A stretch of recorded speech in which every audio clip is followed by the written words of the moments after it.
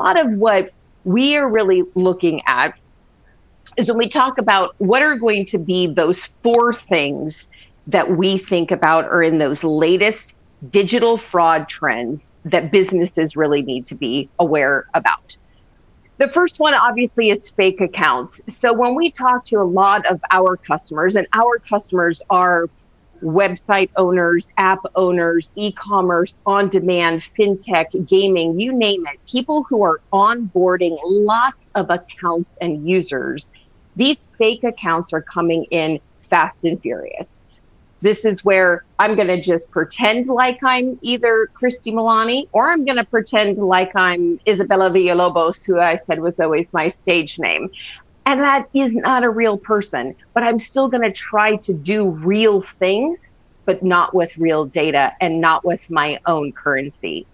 Those onboarding issues that we're going to talk about today as well, it's, you hear a lot about friction. I go to some websites. I am a absolute TikTok, Facebook, Instagram. It is my guilty pleasure.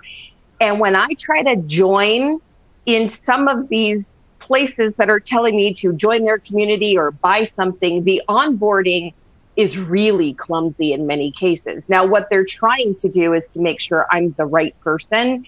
But if you're asking me my mother's maiden name, my blood type, my favorite cookie, my pet's name, we're now into a point where this is just too much. And so we're going to talk a little bit about more of a facilitative friction, that appropriate friction that allows for that onboarding issues to no longer be the gatekeeper, but to give that nod of confidence that you are who you say you are. Account takeovers. This is happening all the time. I get the call from my mom saying, don't accept the new Facebook friend request that you got. It's not me, it's somebody else, but they're taking over an account and they're trying to pretend to be somebody else. We talk about how we can help avoid that. So again, we know really who you are.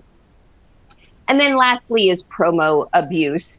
Back in the day when it was, we're going to give 10% off, that one concern was, well, what if one other person uses it and they shouldn't have been? Well, that should be the least of our worries, is one other person. When we look at the abuse that happens with promo codes, coupons being shared, being used, being created, that the brand didn't actually create themselves.